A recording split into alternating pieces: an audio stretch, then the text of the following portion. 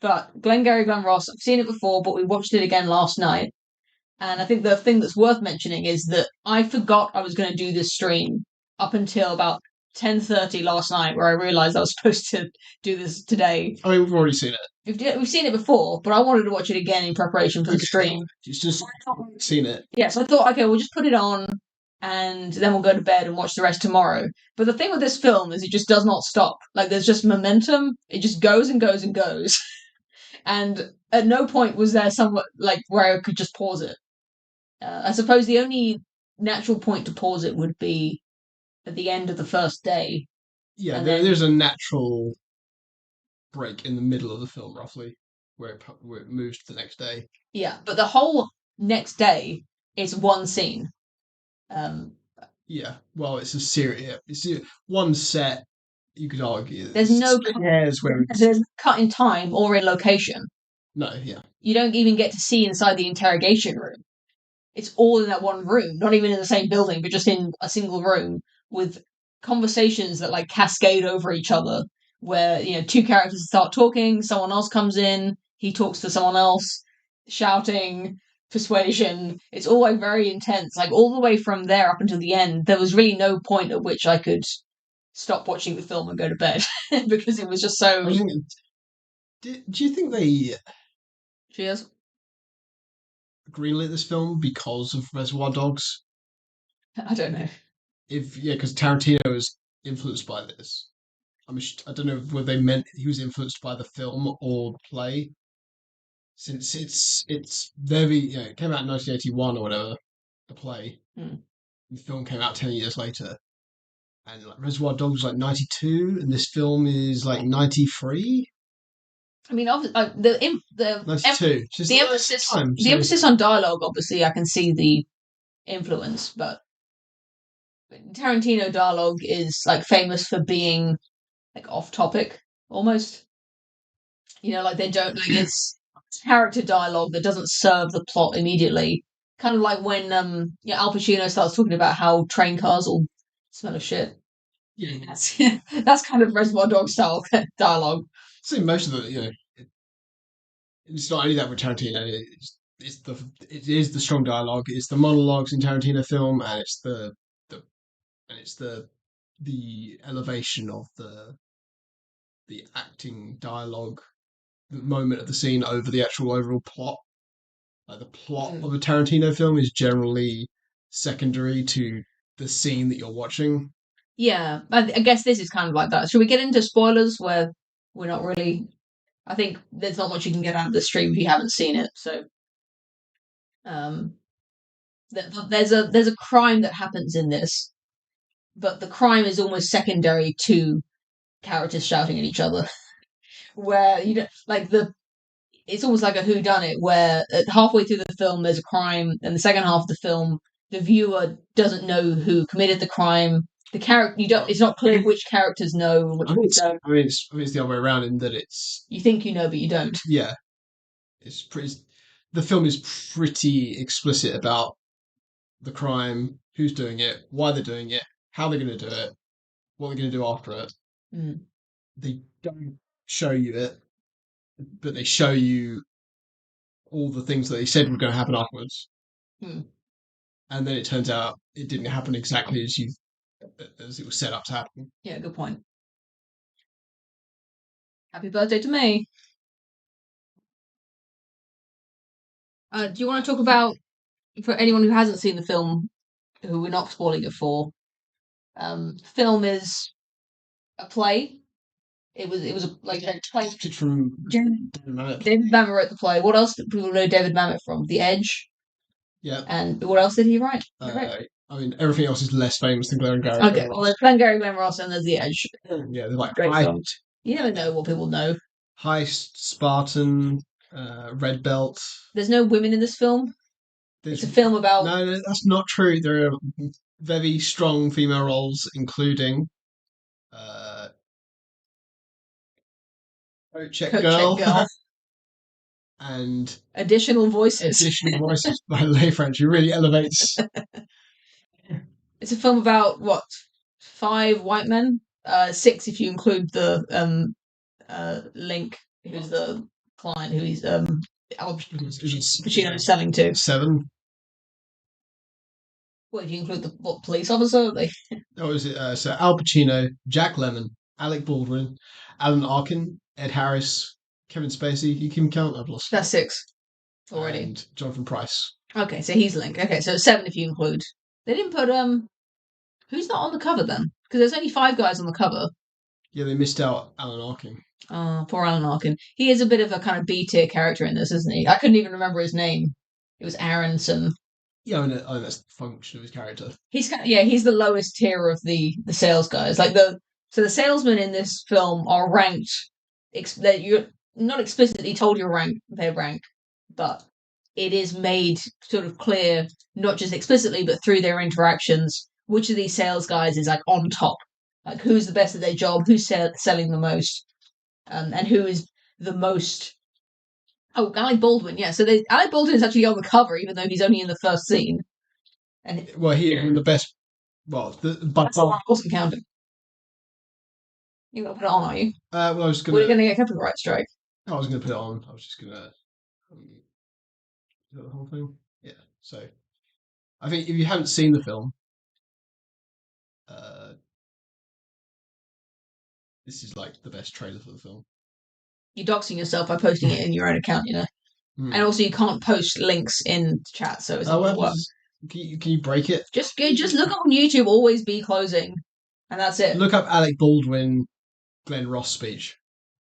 Yeah, I think you'll get it. You'll get. It's a film about about six or seven, like middle-aged white men who shout at each other, and there's a lot of selling, persuasion. What do you call it? Negotiation. It's about what's it? Well, these land salesmen, real estate Real salesmen. estate salesman. Yeah, Like they're selling investments. they're they're shitty people selling shitty stuff. They're pretty much con men. But they're very down on their luck Yeah, because the thing they're selling is bad. No one wants it. The people, they don't want to talk to a salesman. They don't want to buy anything. They don't want to invest. We kind of get the impression that the economy might be a little bit on the rocks and people are being cautious. So they've been given this impossible task to sell real estate to people who don't want to buy it. And if they don't sell enough by the next day, they're going to get fired. apparently when it came out, it was like yeah Reagan era, sort of like 80s. So it was like during the boom. But the 90s film was set came out like during a downturn. I don't know how accurate that was. Yeah, I guess that if that is true, that does make the salesman more sympathetic. Where I mean, it is an interesting dynamic because you do feel sorry for the salesman, but they are also trying to trick other people out of their money. Yeah, That's how they make money. Alec Baldwin's character isn't in the play, Yeah, and that scene isn't in the play.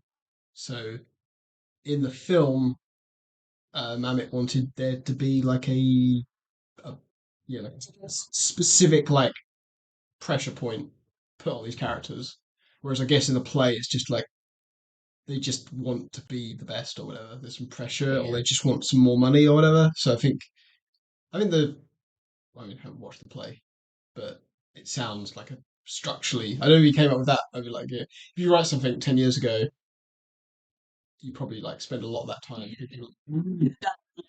It's kind of movie like like a play and a movie. They're not exactly the same, and having like a ticking clock is very much a kind of movie thing, whereas a play you kind of have a bit less urgency. I think in general.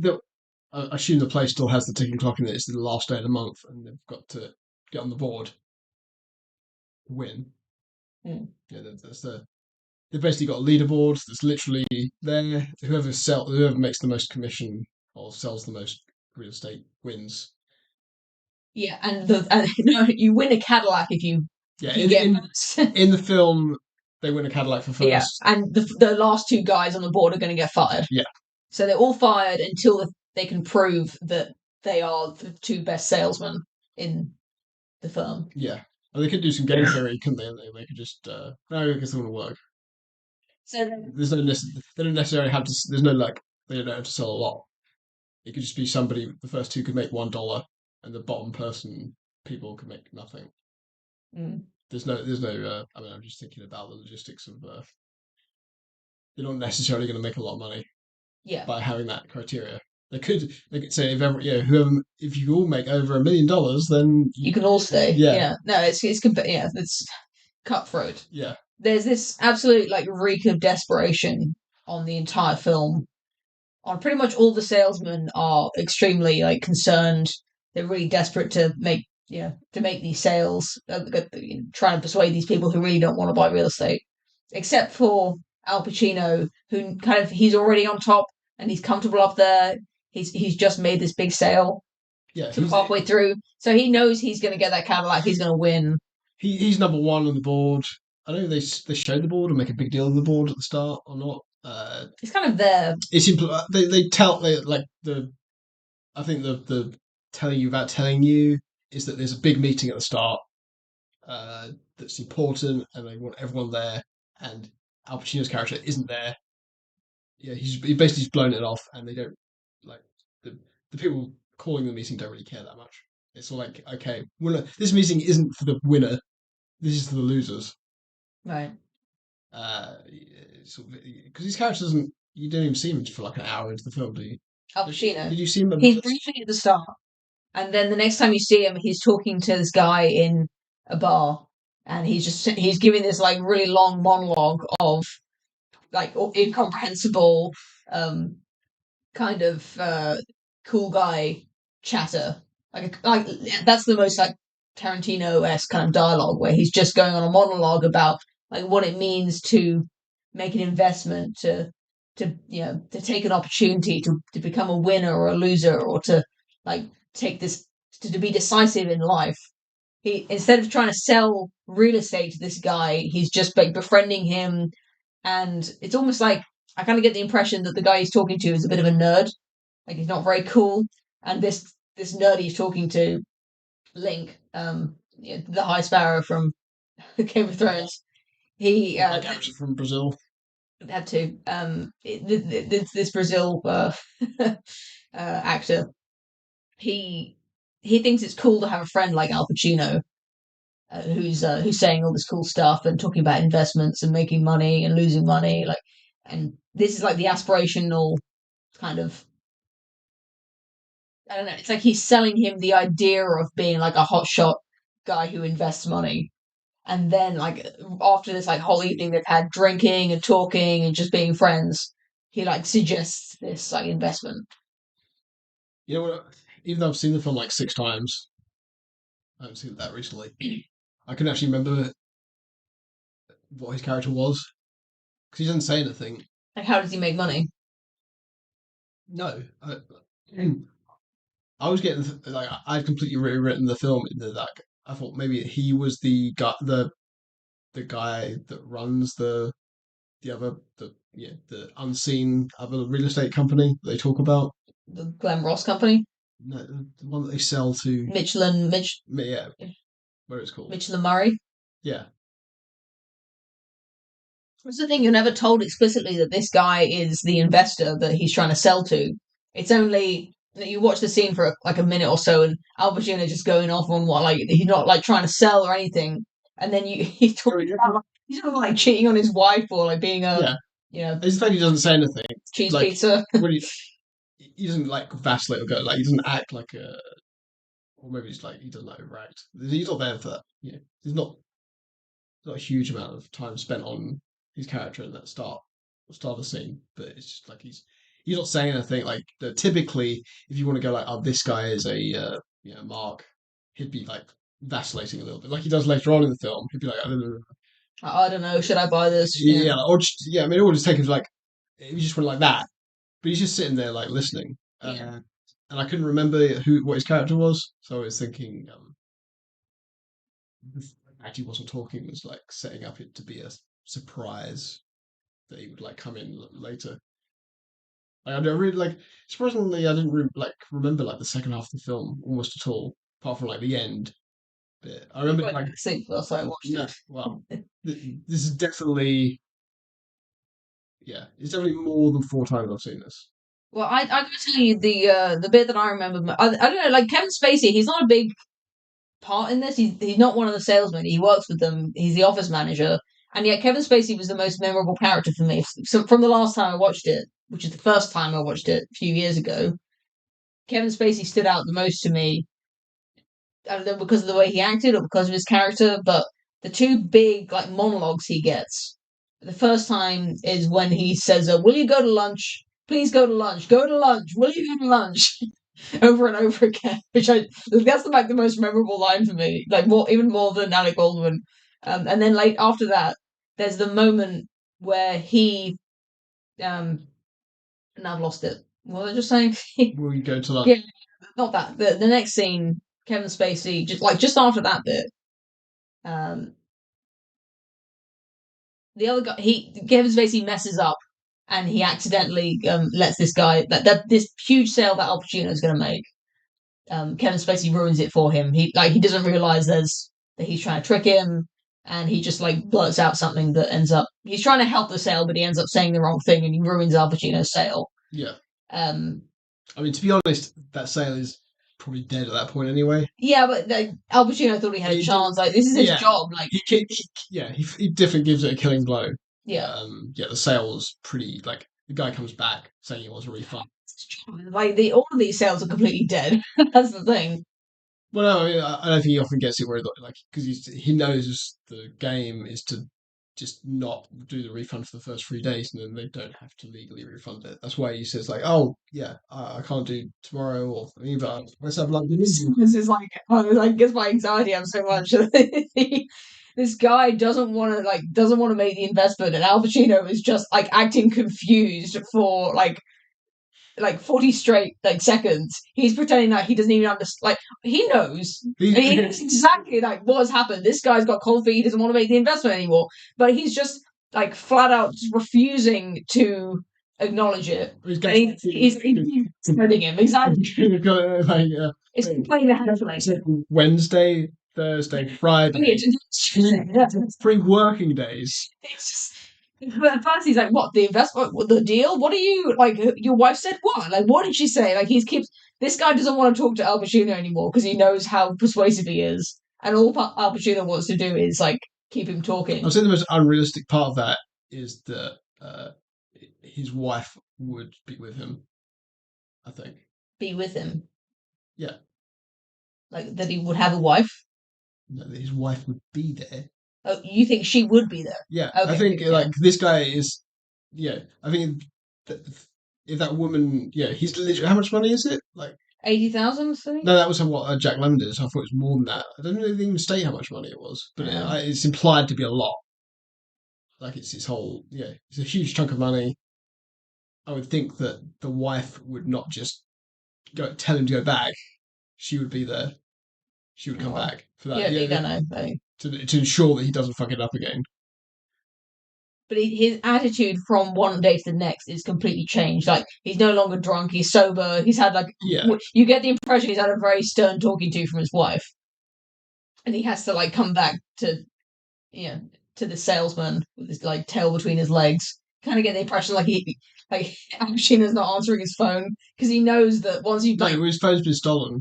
oh that's true, yeah, that's true. But he knows what's up. Like he knows that like buyer's remorse or whatever. Like Yeah, you just don't answer the phone, don't talk to them, don't let them cancel the deal. yeah, he's got free. You just got to hide for 3 days basically, and then you're home Yeah, clear. but yeah, that you kind of it's really hard to be on the side of the sales guys when they're being so dishonest about this guy wants to get out of the deal. He just spent loads of money.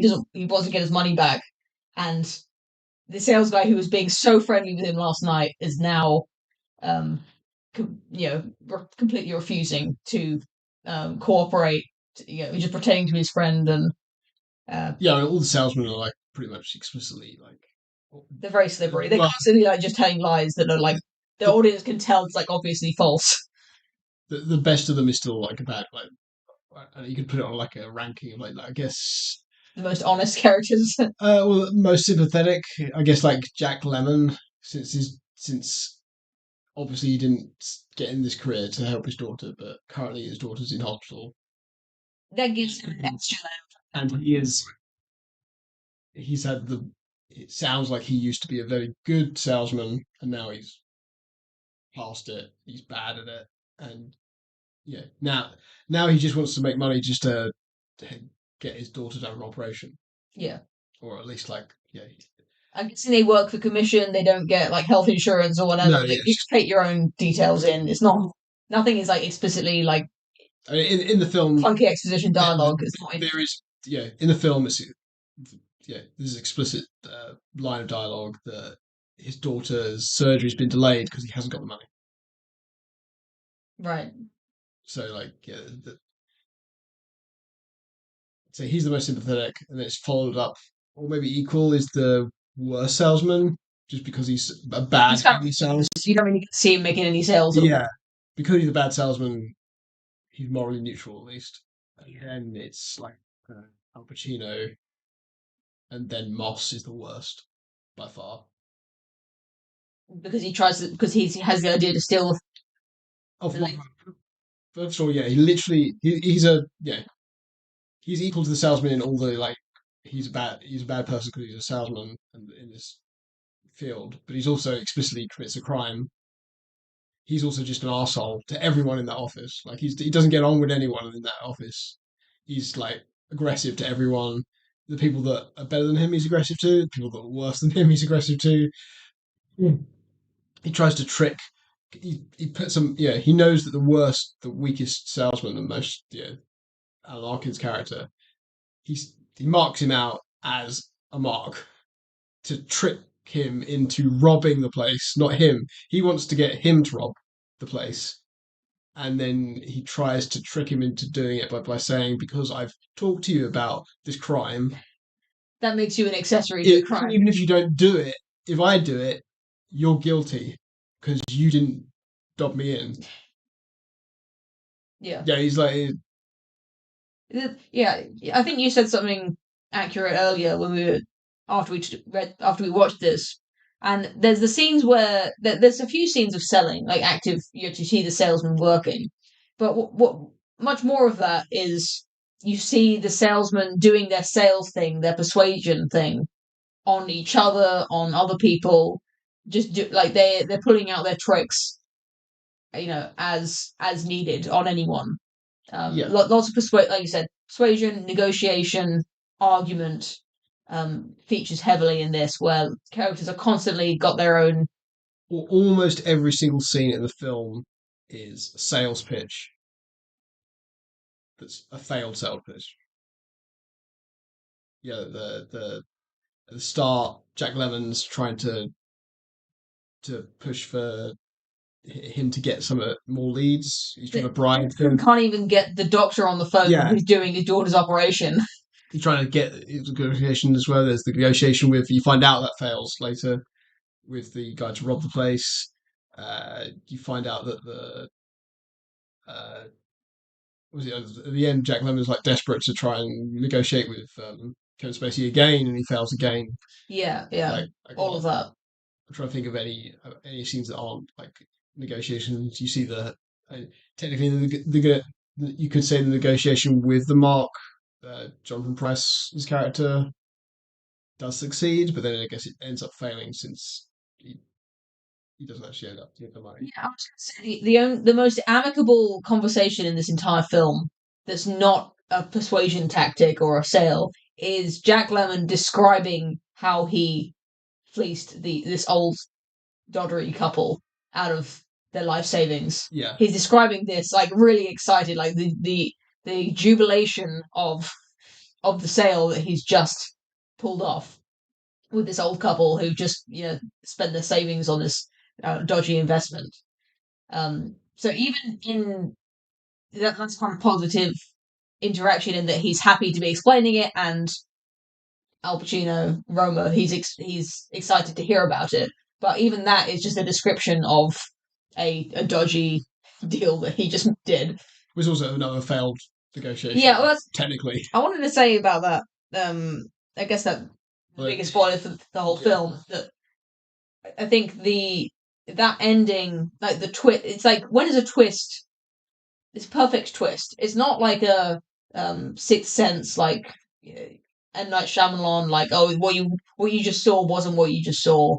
It's all different. Like I think this is a perfect plot twist in the sense that like you wouldn't even really call it a twist. It's just that Jack Lemmon finds out, like in the last minute of the film, everything changes. He finds out the sale he just made, this old couple that he just scammed, are completely, what do you call it? He's Senile. crazy. They're crazy. They're completely senile also, and their money is not gonna.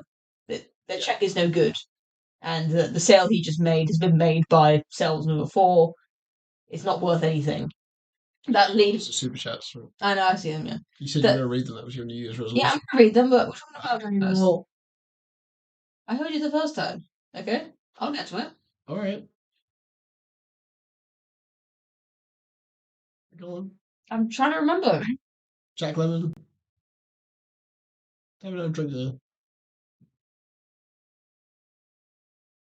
In the final last minute of the film, not only is there a realization that the person who robbed the office is not who you thought it was, and then subsequently Kevin Spacey comes around and also reveals that the sale he just made was no good.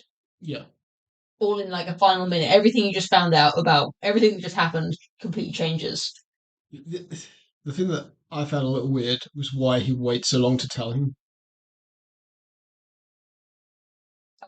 Because he like,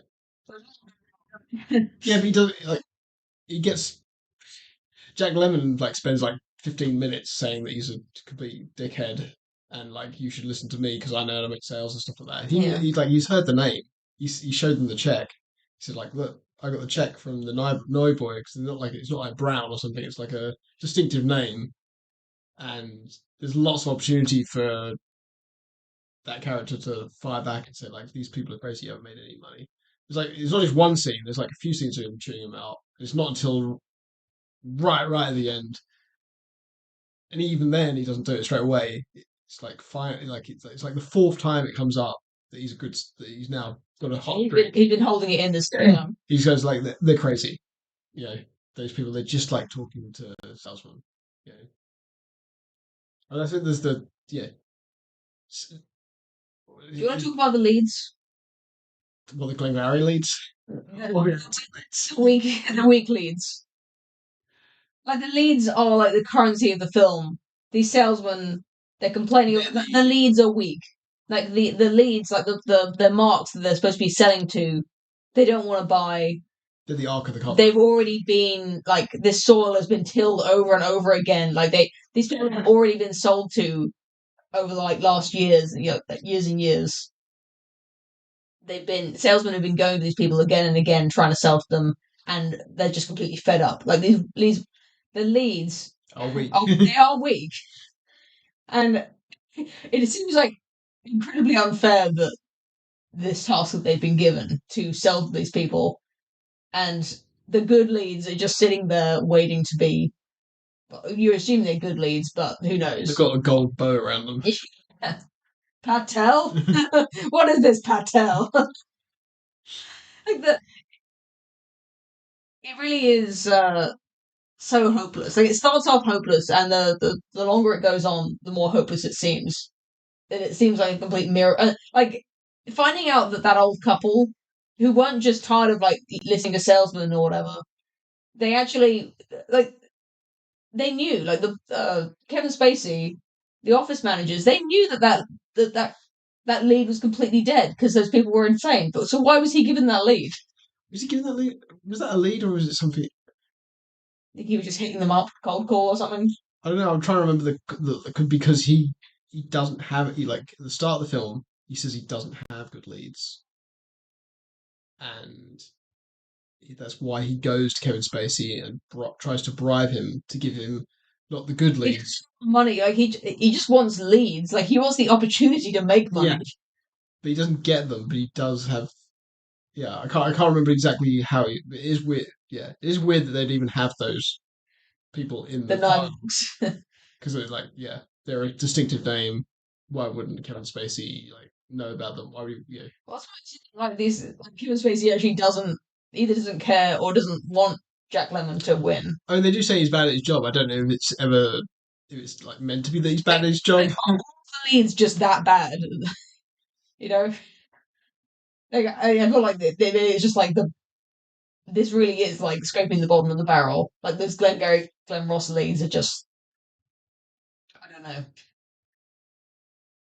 Yeah, I mean, because in the apparently the play, there's another twist at the end where Al Pacino's character uh, has been paying for good leads, and that is why he's always at the top.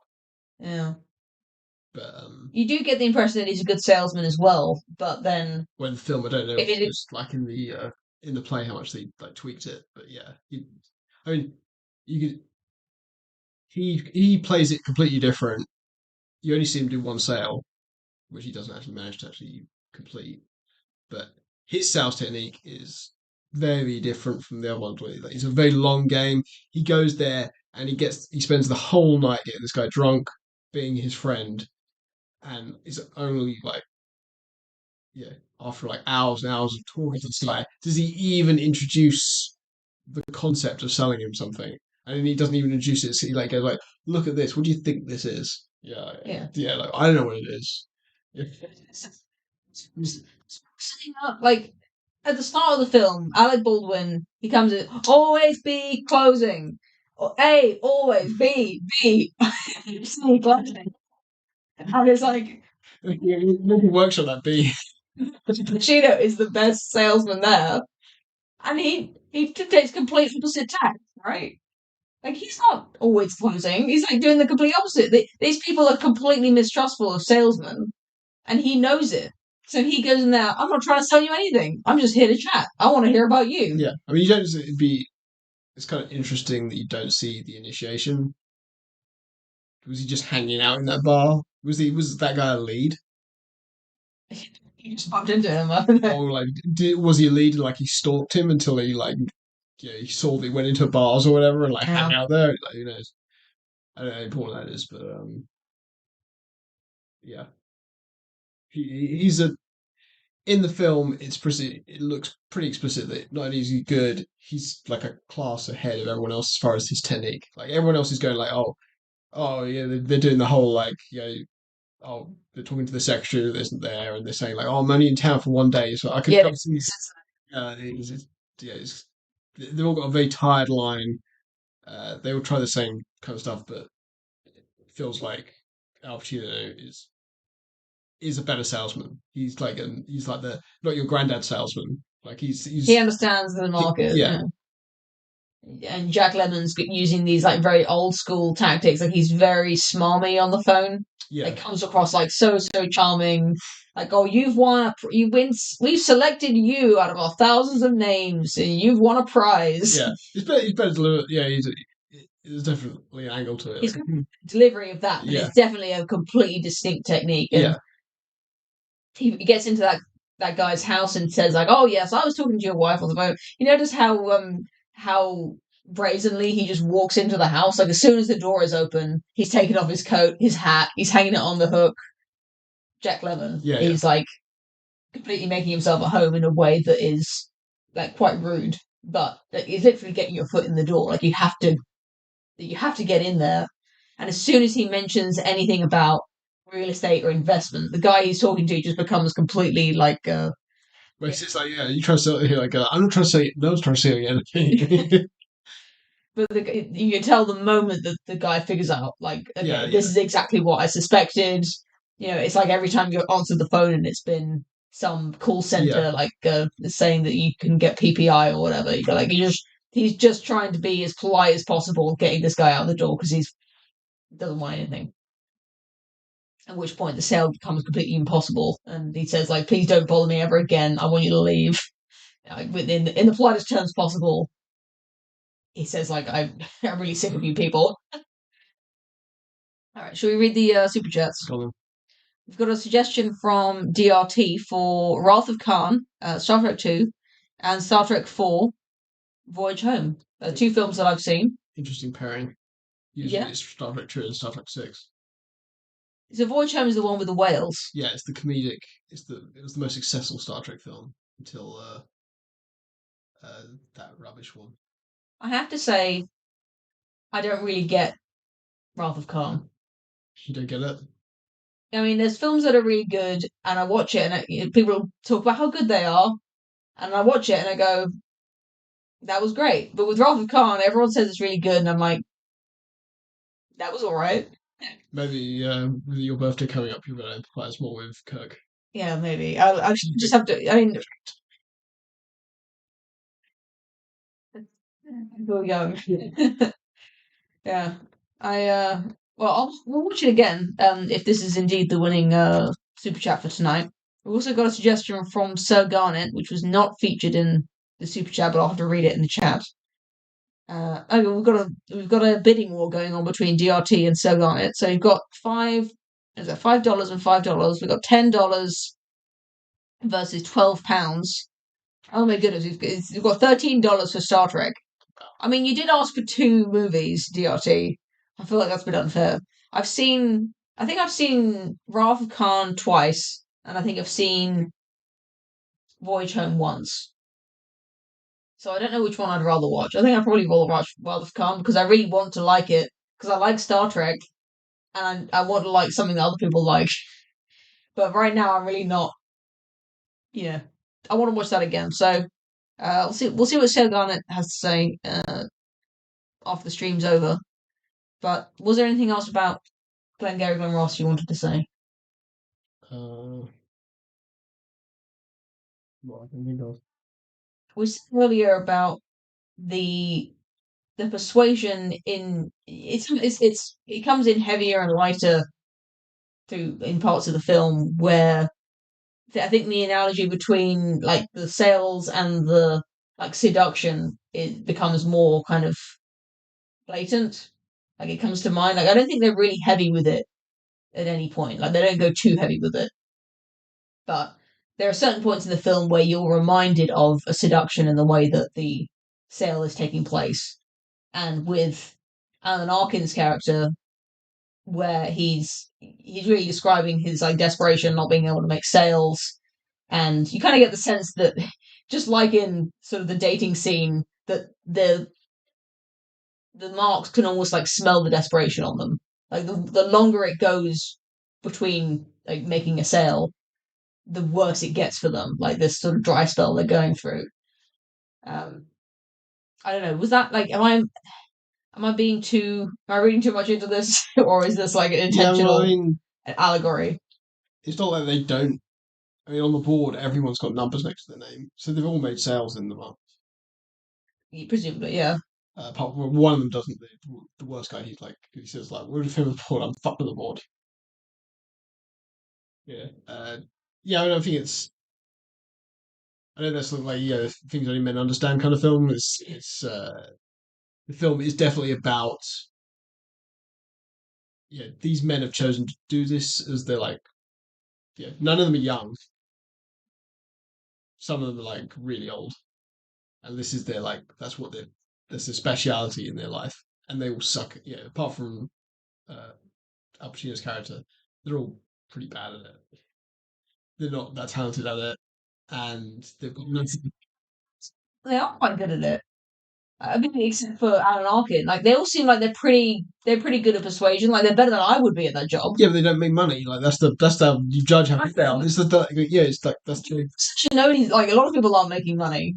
Like these people, There's, like some people are making money. Like these people, they're meant to be bad. They're meant to be like yeah, that's just is impossible. fast as we get. Like they've got into a tailspin that like they're probably not that good, and because they're not that good, they're not trusted with good leads, and Yes, so yeah. they've fallen into this spiral. But like they know, yeah, I think they know that they could be Alec Baldwin. Like like if they were good salesmen, they could work these the few good leads they do get, and they'd be able to get up. Yeah, they would be able to reverse the spiral. They just deep down they know they're not that good, and there's a sort of, there's the specific competition that they've got in the film they want to win, but there's also this like existential level of the yeah It's about their pride. they want to be good at this because they're not good at anything else. I mean, that's what This is their raison d'etre. I mean, Moss is the only character that is like complete cope. he's completely on copium. Yeah, Yeah, like he doesn't. He just rejects like everyone there. he just keeps blaming the leads. Everyone who's there is an arsehole. The whole company is an arsehole. Like he wants to work for the other company. He's so willing to work for the other company that he'll commit burglary in order to get a chance uh, working for the other company because he doesn't. Yeah, he just doesn't like this. Yeah, nothing is internalized to him. He doesn't blame himself in any way. It's not like any other characters are. Yeah, it feels like it's that copium thing where you feel like at some level he does understand, but he's refusing to accept that he is a subpar Yeah, salesman. there's that sort of a bit near the end where what does somebody say to him? Al Pacino? That was it. He says like the contracts because when they get the money, they put the contract in, and they get left to the safe, and then they put Kevin Spacey's character is meant to take them to the bank so they can cash the check. And yeah, he comes in and he's like going like, "Oh, did they steal anything?" And Al Pacino's character go like, "Well, what do you care?" Yeah, he's like, is he winding him up, or did he just like he let it slip? I think like it's like why does he care? Like he's not. the, He knows like he knows he hasn't because they do it every day. the The contracts. contracts get taken like that's the plot. There's a plot point is that every single night all the contracts get taken because yeah, I think that's the whole thing is because they can't the refund the check has to be cashed after it's been cashed or deposited or whatever. Then the 3 days clock starts ticking. Yeah, So I think there's a big pressure to get those contracts into the bank as soon as yeah, possible. yeah. So that the clock starts ticking Yeah. and they can't ask for their money back. So Moss or yeah, that character, yeah, he knows that he hasn't put anything in there yesterday. Uh, but he's still upset Yeah, that Al Pacino made that jibe at him. yeah. That upsets him more than anything else in thus far. Yeah, Is Al Pacino like the guy who's on top, who's actually making sales, I like think it was very. I don't think he cares that he's laughing on out the top. corner Like, of his is mouth? anyone said it? He like he doesn't like the people at the top. He doesn't like the people in the middle. He doesn't like the people at the bottom. He doesn't like the guy that's running it.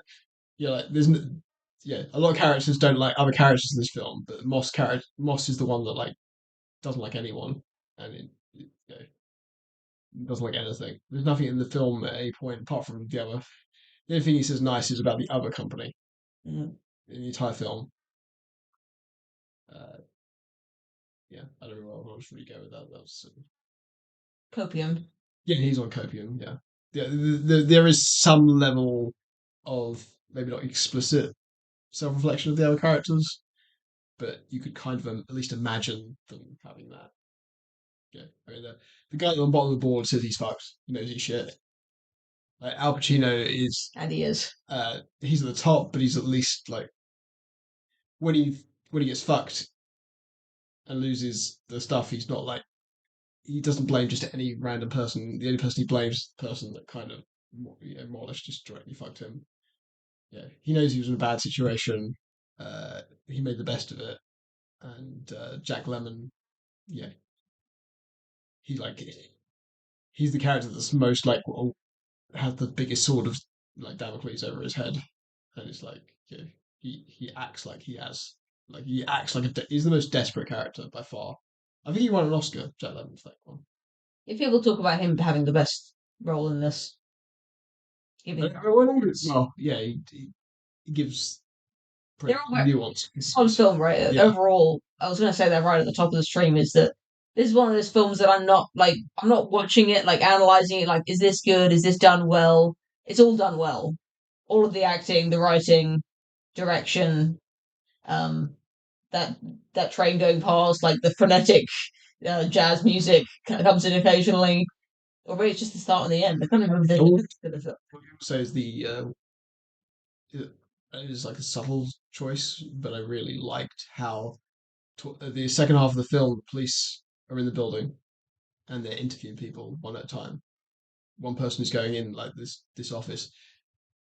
Yeah, one character is going in there. You you're going in. You're starting that second half with the knowledge, or you think you have the knowledge of like what's happened.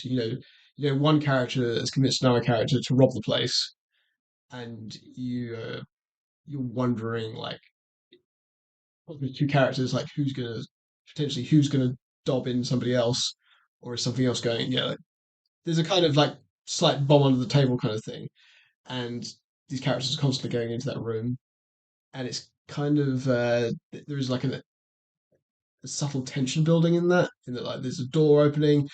There's Character, action going on in the foreground and in the background. and they don't show at all what's going on in that room, so you don't know when the character comes out. Are they acting? Sometimes they're acting like angry. Sometimes they're like calmer, but you don't know what's going on. And like just the audio of the door being opened and the police point at somebody, call their name, and they come in. It's like done with the foreground action. You're like the action is so not the action, but the what's taking place is so interesting and engaging that every time someone goes in there, I kind of forget about them until like suddenly these guys are in the foreground talking, and suddenly someone comes out and the whole scene is just disrupted. It's like someone just walked in with a gun. Yeah, It's like like forget what was just happening. Someone's just come out and they're talking now. I think it's also probably a very good like playwright technique as well. Yeah, Like you get to end. Like, you can't think of an end to the ending to the scene. You can just get the police. I mean that's like The every police single send it. Go like, oh, as someone who's how do like I end the scene? The police say next person come yeah in. exactly yes I think as someone who's written dialogue and scenes like you really do need those devices as like and then something happened because conversations are just boring. Like you don't want to hear like, "Oh yeah, I'll see you tomorrow." Oh yeah, what time are we? And you just you don't want to have like a real conversation with a real beginning and real end. You want to have the part of the conversation that's the most interesting thing going on, and that's it. You don't want to have any extraneous stuff. So to have something start suddenly and end suddenly is ideal. So I think it's not like hack fraud or anything. That's just good screenwriting. Well, it might be hack fraud if it wasn't also used. Yeah, it's used cleverly to subtly escalate points. There's a scene in Boogie Nights. I've seen Boogie Nights, but there's just a scene where I think two characters have gone to rob someone. Can't remember the exact premise, but basically they've gone to this place and they got yeah. Hopefully, I don't got this totally wrong, but there's like a bomb under the table thing. Like they're about to do something, but they haven't amped up enough. And there's this like irritating character, like Slice Noodles character, that's got firecrackers. They're in this like expensive house, and this other character just lighting firecrackers and go like that all the way through the scene. They're like talking to each other and Suddenly, bang, like just all it goes on for a long time. There's all these bangs that are not like predictable or anything, and it's just like it's like tension. you know like this guy's on like coke and he's offering them coke. He's yeah the guy they're going to rob is just yeah he's acting kind of friendly, but he's got a gun as well. There's a whole thing. You don't know whether they're going to call it off or they're going to be forced to do something. But and like as you're thinking about things, there's just this like yeah really loud like thing, and it reminded me a little bit of that scene in the like you're watching these tense scenes going on, and then all of a sudden, like, oh, there'd be a door opening and like thing you called in, or somebody walks out. It's sort of it's not quite as obvious as the firecrackers going off, but there is this underlying background thing that keeps threatening to engulf the whole situation because it's that two of the characters, or you think that at least two of the characters have robbed this place, and they're going in one at a time, and will they reveal who it was? Well, yeah, what is going to happen? There's a lot of mental arithmetic there. Yeah, and it's like without that, the whole scenes would be It's tense. completely serviceable. Yeah, like be one of the best scenes, ever. But just that other thing, just like I think it just escalates it a little bit and makes it a little even better. Is David Mamet right wing? Is he based? Yes, What's the evidence for that? he's explicitly written a book about how he became right wing. Yeah. I think it was after 9/11. Hmm. This was Have you read it or you know about it? I know that I've like read interviews. He's famously like right wing. Is that the only? Oh, it's like him and Mel Gibson are the only right wing filmmakers. No, there's lots of right wing filmmakers. It's just they don't talk about it. Really? Yeah, Okay. I mean, there's not lots and lots and lots or anything, but the ones that don't talk about politics generally, You're reading between the lines. yeah. I mean, yeah, like Henry Cavill.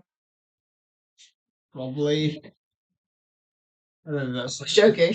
Well, the stuff that you heard about those leaks that the Witcher people said. He didn't like the Or show. I know that So was just crap. I don't know that was just made up or something. But yeah, there was some memeing. There was a memeing, or there was some leaks about Henry Cavill. And yeah, was that the Guardians of the Galaxy guy? He's famously. you said that The Edge was about Donald Trump, right? Did I? Well, it's about like Anthony Hopkins' character in The Edge is I like. don't think he's meant to be Donald Trump. Okay. I think he's just meant to be like Dave Mamet's probably talked to rich people and successful people. Okay. I don't think like the Edge was prior to 9/11, so I don't know if he was explicitly. I don't know how extreme his conversion was. He's done lots of interviews about it, and like I said, he wrote a book, so he went on All right. What was I saying? OBS Studio. Oh, okay. I think we were briefly disconnected. Never mind. Okay, we got some guesses for how old I am. I'll let the chat say a few more times. Get a few more guesses in there while I'm looking. 34, spot on. All right. Well, 34 is. I think we only had two guesses, so no one's been blocked now. I wonder if the person who guessed right has been paying attention. All right, we got 26 from GRT. Probably just trying to flatter me, but uh, I guess we got to Still figure out rain. Steel Ruin. Steel Rain. Have you seen that? Who said still rain?